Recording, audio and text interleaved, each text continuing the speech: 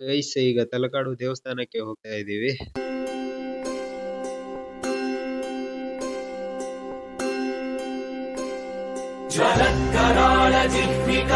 ನದಿಗೆ ಹಾರಿದ ಅಲವೇಲಮ್ಮನವರು ತಲಕಾಡು ಮರಳಾಗಲಿ ಮಲಂಗಿ ಮಡುವಾಗಲಿ ಮೈಸೂರು ದೊರೆಗಳಿಗೆ ಮಕ್ಕಳಾಗದೇ ಇರಲಿ ಅಂತ ಒಂದು ಶಾಪನ ಕೊಡ್ತಾರೆ.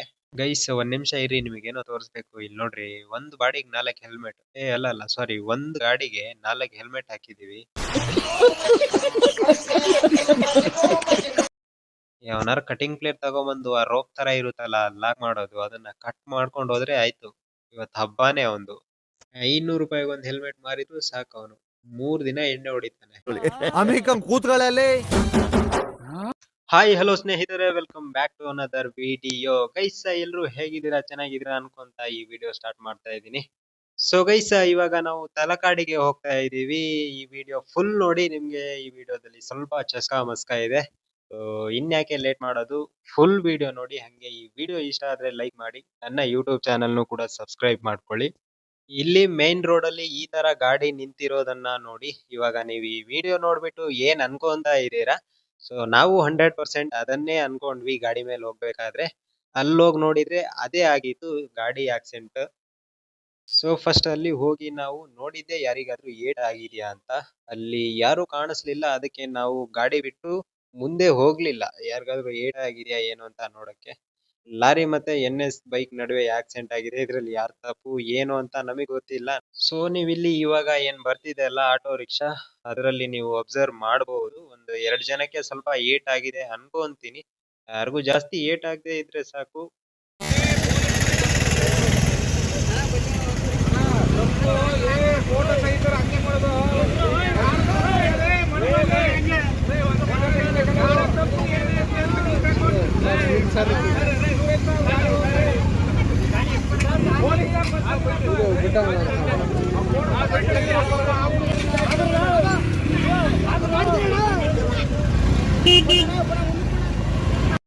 ಬಿಡಿ, ಅದೆಲ್ಲ ಮಾಮೂಲಿನೇ. ಗಾಡಿ ಅಂದ್ಮೇಲೆ ಆಕ್ಸಿಡೆಂಟ್ಗಳು ಆಗ್ತಾ ಇರುತ್ತೆ, ಏನು ಮಾಡಕ್ ಆಗಲ್ಲ. ಹಂಗೆ ಹೋಗ್ತಾ ಇದ್ವಿ, ಮಳೆ ಸ್ಟಾರ್ಟ್ ಆಯ್ತು. ಇವತ್ತು ರೈನ್ ಕೋಟ್ ಬೇರೆ ತಂದಿಲ್ಲ, ಅದ್ರಲ್ಲೂ ಈ ಹನಿ ಹನಿ ಮಳೆ ಸ್ಟಾರ್ಟ್ ಆಗಿದೆ. ಚಳಿ ಹೆಂಗ್ ಆಗ್ತಾ ಇದೆ ಅಂದ್ರೆ ಕೆಳಗಡೆಯಿಂದ ಮೇಲ್ ತನಕ ಮುಲ ಮುಲ ಅಂತಿದೆ. ಚಳಿ ಆಗ್ತಾ ಇದೆ ಅಂತ ಮುಂದೆ ಗಾಡಿ ಓಡಿಸ್ತಿರೋ ನಮ್ ಹುಡುಗನ್ ಮುಂದೆ ಹೇಳಕ್ ಆಗ್ತಿಲ್ಲ. ಯಾಕಂದ್ರೆ ಹುಡುಗ್ರು ಮುಂದೆ ಎಲ್ಲ ಹೋಗಿ ಮರ್ಯಾದೆ ತೆಗಿತಾನೆ. ನಮ್ ಹುಡ್ಗ ನಿನ್ನೆ ಮೊನ್ನೆ ಎಲ್ಲ ಒಳ್ಳೆ ಬಿಲ್ಡ ತಗೊಂಡಿದ್ದ ನಮ್ ಮುಂದೆ, ವಾಟರ್ ಪ್ರೂಫ್ ಜಾಕೆಟ್ ತಗೋ ಬಂದಿದೀನಿ ಅಂತ. ನೋಡಿ ಫುಲ್ಲು ಒದ್ದೆ, ಹೊಟ್ಟೆ ಒಳಗಿಂದ ಎಲ್ಲೆಲ್ಲ ನೀರ್ ಹೋಗ್ಬಿಟ್ಟಿದೆ. ಇಲ್ಲಿಂದ ಕಾವೇರಿ ನದಿಗೆ 2 ಕಿಲೋಮೀಟರ್ ಇದೆ. ಅಂದ್ರೆ ತಲಕಾಡಲ್ಲಿರುವಂತ ಕಾವೇರಿ ನದಿಗೆ 2 ಕಿಲೋಮೀಟರ್ ಇದೆ. ಸೊ ಫಸ್ಟ್ ಅಲ್ಲಿಗೆ ಹೋಗ್ತೀವಿ, ಅದಾದ್ಮೇಲೆ ತಲಕಾಡಿನ ದೇವಸ್ಥಾನಕ್ಕೆ ಹೋಗ್ತೀವಿ. ಫುಲ್ ವಿಡಿಯೋ ನೋಡಿ.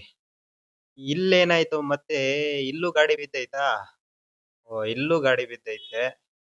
ಇವತ್ ನಾವು ಬೆಳಗ್ಗೆಯಿಂದ ಬರೀ ಇದೇ ನೋಡೋದಾಯ್ತು. ಏನ್ ಸ್ವಾಮಿ ಇದು ರೋಡ್ ಹಿಂಗೈತೆ? ನಮ್ ಗಾಡಿಗೆ ಇವತ್ ಸಖತ್ತಾಗಿ ಆಫ್ ರೋಡಿಂಗ್ ಆಗ್ತಾ ಇದೆ. ಆದ್ರೂ ಯಾವ್ದಕ್ಕೂ ಎದ್ರಲ್ಲಪ್ಪ ನಮ್ ಗಾಡಿ. 10 ಲೀಟರ್ ಕೊಟ್ರೆ ಸಾಕು, ನುಗ್ತಾನೆ ಇರುತ್ತೆ, ಒಳ್ಳೆ ಹುಲಿ ನುಗ್ದಂಗೆ. ಇದಷ್ಟೇ ಅಲ್ಲ, ಇದಕ್ಕಿಂತ 3 ಪಟ್ ರೋಡ್ ಹಾಳಾಗಿರೋದಿದ್ರುನು ಜುಮ್ ಮಾಡಲ್ಲ, ಹಂಗೆ ಹೋಗ್ಬಿಡುತ್ತೆ 2 ಜನನ ಹಾಕೊಂಡು.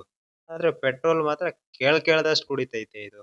ನೋಡಿ ಡ್ಯೂಕ್ 200 ಅವರು ಎದುರ್ತಿದ್ದಾರೆ ನೀರೊಳಗಡೆ ಗಾಡಿ ತಗೊಂಡ್ ಹೋಗಕ್ಕೆ. ಆದ್ರೆ ನಮ್ದಂಗಲ್ಲ, ಸೈಲೆನ್ಸರ್ ಒಳಗಡೆ ನೀರ್ ಹೋದ್ರುನು ಪರವಾಗಿಲ್ಲ, ಬಾಯಿ ಯಾಕೆ ಎಳ್ದ್ ಬಿಡ್ತೀವಿ, ಸ್ಟಾರ್ಟ್ ಆಗ್ಬಿಡುತ್ತೆ ಒಂದೇ ಕಿಕ್ಕಿಗೆ. ಮೀಟರ್ ಜೈ ನಮ್ ಗಾಡಿ ಹೆಸರೆಲ್ಲ ಹೇಳಕ್ ಆಗಲ್ಲ. ಸ್ವಲ್ಪ ಡಿಸ್ಪ್ಲೇ ಕಾಣಿಸ್ತಿದೆ ಅಲ್ವಾ? ಕಾಮೆಂಟ್ ಮಾಡಿ ನೀವೆಲ್ಲ ಯಾವ್ದು ಗಾಡಿ ಅಂತ. ಸೊ ಈಗ ಬಂದಾಯ್ತು ಕಾವೇರಿ ನದಿ ಹತ್ರ. ಇಲ್ಲಿ ಎಂಟ್ರಿ ಟಿಕೆಟ್ ತೆಗೆಸ್ಕೋಬೇಕು. ಆಕ್ಚುಲಿ ಎಷ್ಟಿದೆ ಅಂತ ಗೊತ್ತಿಲ್ಲ, ಒಟ್ನಲ್ಲಿ ಟಿಕೆಟ್ ತೆಗೆಸ್ಕೊಂಡು ಒಳಗಡೆ ಹೋಗ್ಬೇಕು.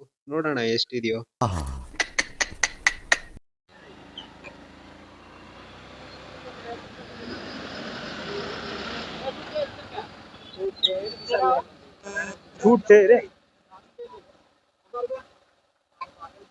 ಗೋರ್ಮಾಟ್ ಇದೆ ಜಮ ಆಯ್ತು. ವೀಕೆಂಡ್ ನೀ ಬೆಂಗಳೂರು ಎಲೆಕ್ಟ್ರಿಕಲ್ ಕಾಮ್.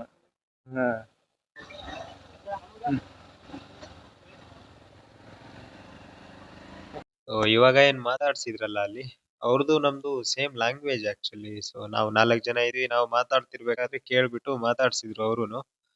ಎಲ್ಲಿಂದ ಬಂದ್ರಿ ಏನು ಎತ್ತ ಅಂತ ಕೇಳ್ತಿದ್ರು. ನಾವು ದಾವಣಗೆರೆಯಿಂದ ಬಂದಿದೀವಿ ಅಂತ ಹೇಳ್ದಾಗ ಇನ್ನು ಖುಷಿಯಾಗಿ ಮಾತಾಡ್ಸಿದ್ರು. ಮತ್ತೆ ದಾವಣಗೆರೆಯಿಂದ ಗಾಡಿಯಲ್ಲೇ ಬಂದ್ರ ಅಂತ ಕೇಳ್ತಿದ್ರು. ಅವ್ರಿಗೆ ಗೊತ್ತಿಲ್ಲ ನಾವು ಬೆಂಗಳೂರಲ್ಲಿರೋದು. ಆಮೇಲೆ ಹೇಳಿದ್ವಿ ಬೆಂಗಳೂರಿಂದ ಬಂದ್ವಿ ಅಂತ. ಎಂಟ್ರಿ ಟಿಕೆಟೇ ತಗೊಳ್ಳಿಲ್ಲ, ಹಂಗೆ ಕಳ್ಸ್ಬಿಟ್ರು. ಜಾಸ್ತಿ ಏನಿರ್ಲಿಲ್ಲ, ₹10 ಅಷ್ಟೇ ಇತ್ತು. 2 ಗಾಡಿಯಿಂದ ₹20 ಆಗ್ತಿತ್ತು. ಹಂಗೆ ಕಳ್ಸಿದ್ರು. ಗೈಸ್ ಒಂದ್ ನಿಮಿಷ ಇರಿ, ನಿಮಗೇನೋ ತೋರಿಸ್ಬೇಕು. ಇಲ್ಲಿ ನೋಡ್ರಿ, ಒಂದು ಬಾಡಿಗೆ 4 ಹೆಲ್ಮೆಟ್. ಅಲ್ಲ ಸಾರಿ, ಒಂದು ಗಾಡಿಗೆ 4 ಹೆಲ್ಮೆಟ್ ಹಾಕಿದೀವಿ. ಯಾವನಾರು ಕಟಿಂಗ್ ಪ್ಲೇಟ್ ತಗೊಂಬಂದು ಆ ರೋಪ್ ತರ ಇರುತ್ತಲ್ಲ ಲಾಕ್ ಮಾಡೋದು, ಅದನ್ನ ಕಟ್ ಮಾಡ್ಕೊಂಡು ಹೋದ್ರೆ ಆಯ್ತು. ಇವತ್ತು ಹಬ್ಬಾನೇ ಅವಂದು. ₹500 ಒಂದು ಹೆಲ್ಮೆಟ್ ಮಾರಿದ್ರು ಸಾಕು. ಅವನು 3 ದಿನ ಎಣ್ಣೆ ಹೊಡಿತಾನೆ. ಇಲ್ಲಿ ಇವತ್ ನಾವು ಬಂದಿರೋದು ಜನ ಮತ್ತೆ ಹುಡುಗಿರ್ನ ನೋಡಕ್ಕಲ್ಲ. ನಿಮ್ಗೋಸ್ಕರ ಒಂದು ಹಾಡನ್ನ ಇನ್ನೊಂದು ಹೇಳ್ತೀನಿ ಕೇಳಿ. ಎರಡು ಜರೆಯನ್ನು ಎಳೆದು ಕೇಳುವೆನು, ನೀ ಸ್ವಲ್ಪ ನಿಲ್ಲಬಾರದೆ. ಇಲ್ಲಿ ಹರಿತಾ ಇರೋ ಕಾವೇರಿ ನದಿ ಮೇಲ್ಗಡೆ ಒಂದ್ ಬಿಡಿಸಾಗ್ತಿದೆ ನೋಡಿ, ಅದನ್ನ ನೋಡಕ್ ಮಾತ್ರ ಬಂದಿರೋದು. ಹೆಂಗೈತೆ ನೋಡ್ರಿ. ಇನ್ನು ರೆಡಿ ಆಗ್ಬೇಕು. ರೆಡಿ ಆದ್ಮೇಲೆ ಇನ್ನು ಗಿಚ್ಚಾಗಿ ಕಾಣ್ತೈತೆ ಕೆಳಗಿಂದ ಮೇಲ್ ತನಕ. ಬಿಡಿಸ್ ವಿಷಯ ಪಕ್ಕಕ್ಕೆ ಇಡ್ರಿ. ಇಲ್ಲಿ ಏನ್ ಕಾಣಿಸ್ತಿದೆಲ್ಲ ದೋಣಿಗಳು, ಅದ್ರಲ್ಲಿ ನಾವೇನಾದ್ರೂ ಟ್ರಾವೆಲ್ ಮಾಡ್ಬೇಕಂದ್ರೆ ಒಳಗಡೆ ಹೋಗ್ತೀವಲ್ವಾ, ಒಂದ್ ಸ್ವಲ್ಪ ದೂರ ಕರ್ಕೊಂಡೋಗಿ ಹಾಕೊಂಡ್ ಗಿರ ಗಿರ ಗಿರ ಅಂತ ತಿರ್ಗಾಡಿಸ್ತಾರೆ. ಹೆಂಗೆ ಗೊತ್ತಾ, ಗಿರ್ಗಿಟ್ಲೆ ಹೆಂಗ್ ತಿರ್ಗುತ್ತೆ ನೋಡಿ, ಆ ತರ ತಿರ್ಗಿಸ್ಬಿಡ್ತಾರೆ. ಬನ್ರಿ ತೋರಿಸ್ತೀನಿ. ಇಲ್ಲೇ ನೋಡಿ, ಅಣ್ಣ ತಿರ್ಗಿಸ್ತವನೆ. ಹಾಕೊಂಡ್ ಅಲ್ಲೇ ರುಬಾಡ್ತಾನೆ ನೋಡಿ, ಜಚ್ಚಿ ಬಿಸಾಕ್ತಾನೆ ಆ ದೋಣಿನ ಅಲ್ಲೇ.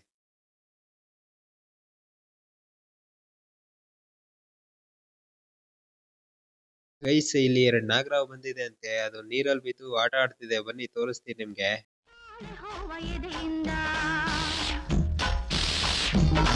ಜಾರಿ ಜಾರಿ ಹೊರ ಬಂದ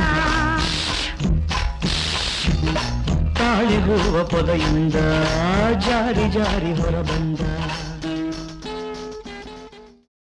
ಗೈಸ್ ಈಗ ತಲಕಾಡು ದೇವಸ್ಥಾನಕ್ಕೆ ಹೋಗ್ತಾ ಇದೀವಿ. ಸೊ ತಲಕಾಡು ದೇವಸ್ಥಾನ ಮತ್ತೆ ಆ ದೇವಸ್ಥಾನದ ಅಕ್ಕಪಕ್ಕ ಇರುವಂತ ಜಾಗದ ಬಗ್ಗೆ ನಿಮ್ಗೆ ಗೊತ್ತಿಲ್ಲ ಅನ್ಕೊಂತೀನಿ.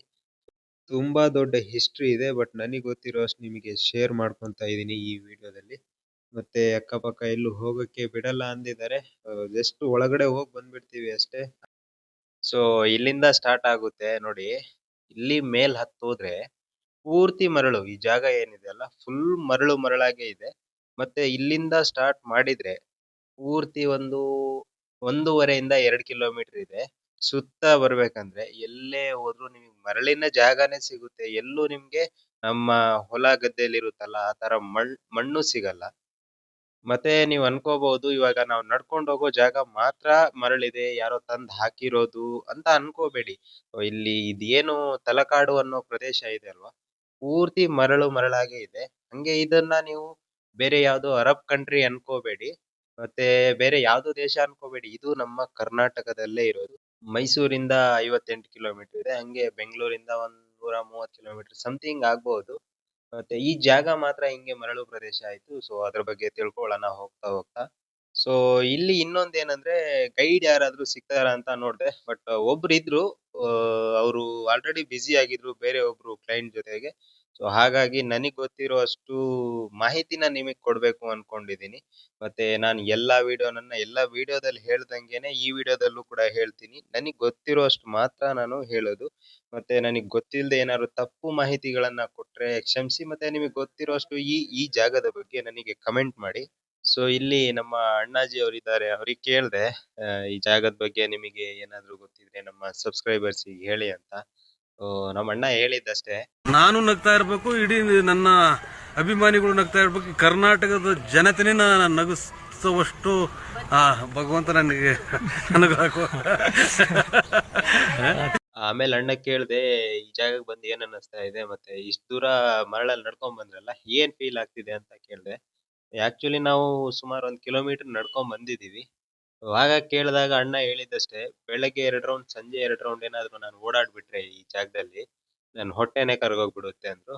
ಸೊ ಇದೆಲ್ಲ ಪಕ್ಕಕ್ಕಿಟ್ಟು ವಿಷಯಕ್ಕೆ ಬರೋಣ. ತಲಕಾಡು ಅನ್ನೋ ಒಂದು ಹೆಸರು ಕೇಳಿದ್ರೆ ಏನೋ ಒಂಥರ ಖುಷಿ ಆಗುತ್ತೆ. ಮತ್ತೆ ಹಿಂದಿನ ಕಾಲದಲ್ಲಿ ಗಂಗರು, ಚೋಳರು ಆಳಿದಂತ ಪ್ರದೇಶ ಇವತ್ತು ಮರಳಿನ ಪ್ರದೇಶ ಆಗಿದೆ. ಇನ್ನೊಂದು ವಿಷಯ ಹೇಳಕ್ಕೆ ಇಷ್ಟಪಡ್ತೀನಿ ನಿಮ್ಗೆ. ಇಲ್ಲಿ ವರ್ಷವಿಡೀ ಮರಳು ತೆಗಿತಾ ಇರ್ಲಿಲ್ಲ ಅಂದ್ರೆ, ಇಲ್ಲಿರುವಂತ ದೇವಾಲಯಗಳು ಮರಳಲ್ಲಿ ಮುಚ್ಚೋಗುತ್ತೆ.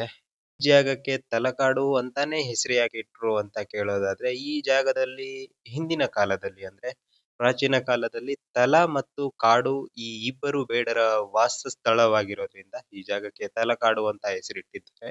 ಮತ್ತೆ ತಲಕಾಡು ಮರಳು ಪ್ರದೇಶ ಆಗಿ ಬದಲಾಗಿದ್ದು ಹೇಗೆ ಅಂತ ವಿವರಿಸೋದಾದ್ರೆ, ಸುಮಾರು 4 ಶತಮಾನಗಳ ಹಿಂದೆ ಮೈಸೂರು ಪ್ರಾಂತದ ರಾಜಧಾನಿ ಶ್ರೀರಂಗಪಟ್ಟಣ ವಿಜಯನಗರ ಅರಸರಿಗೆ ಸೇರಿತು. ಶ್ರೀರಂಗಪಟ್ಟಣವನ್ನು ಶ್ರೀರಂಗರಾಯ ಎಂಬ ಪ್ರತಿನಿಧಿ ಆಳುತ್ತಿದ್ದನು. ಅವರ ಮಡದಿ ಅಂದ್ರೆ ಅವರ ಹೆಂಡತಿ ಹೆಸರು ಅಲವೇಲಮ್ಮ. ಶ್ರೀರಂಗರಾಯ ಕಾಯಿಲೆ ಬಿದ್ದಾಗ ತಲಕಾಡಿಗೆ ಹೋಗಿ ವೈದೇಶ್ವರ ಸ್ವಾಮಿಯನ್ನು ಪೂಜಿಸಲು ತೀರ್ಮಾನ ಮಾಡಿದ. ಆದರೂ ಶ್ರೀರಂಗರಾಯ ಬದುಕುಳಿಲಿಲ್ಲ. ಆತನ ಪತ್ನಿ ಅಲವೇಲಮ್ಮನವರು ತಲಕಾಡಿಂದ ಸ್ವಲ್ಪ ದೂರ ಇರುವಂತ ಮಾಲಂಗಿ ಗ್ರಾಮಕ್ಕೆ ಹೋಗಿ ನೆಲೆಸಿದರು. ಆವಾಗ ಶ್ರೀರಂಗಪಟ್ಟಣ ಮೈಸೂರು ರಾಜರ ಮನೆತನಕ್ಕೆ ಸೇರ್ಪಡೆ ಆಯಿತು. ಶ್ರೀರಂಗಪಟ್ಟಣದ ಶ್ರೀರಂಗನಾಥ ದೇವಾಲಯದಲ್ಲಿ ಪ್ರತಿ ಶುಕ್ರವಾರ ಮತ್ತೆ ಮಂಗಳವಾರ ವಿಶೇಷ ಪೂಜೆ ನಡೀತಾ ಇತ್ತು. ಆಗ ಅಲವೇಲಮ್ಮನವರು ತನ್ನ ಆಭರಣಗಳನ್ನ ದೇವರಿಗೆ ಅಲಂಕರಿಸಿ ಪೂಜೆ ಮುಗಿಸಿ ತನ್ನ ಆಭರಣಗಳನ್ನು ವಾಪಸ್ ತೆಗೆಯುವಾಗ ಊರಿನ ಜನರೆಲ್ಲರೂ ನೋಡಿದ್ರು. ಈ ಸುದ್ದಿ ರಾಜರಿಗೆ ಗೊತ್ತಾದ್ಮೇಲೆ ಅಲವೇಲಮ್ಮನವರಿಗೆ ಒಂದು ಆಜ್ಞೆಯನ್ನ ಮಾಡ್ತಾರೆ, ಆಭರಣಗಳನ್ನ ವಾಪಸ್ ಕೊಡ್ಬೇಕಂತ. ಆಗ ಅಲವೇಲಮ್ಮನವರು ತನ್ನ ಆಭರಣಗಳನ್ನು ಕೊಡಲ್ಲ ಅಂತ ಹೇಳಿದಾಗ ರಾಜರಿಂದ ಇನ್ನೊಂದು ಆಜ್ಞೆ ಬರುತ್ತೆ, ಬಲವಂತವಾಗಿ ಎತ್ಕೊಂಡ್ ಬನ್ನಿ ಅಂತ ಹೇಳ್ತಾರೆ ಒಡವೆಗಳನ್ನ.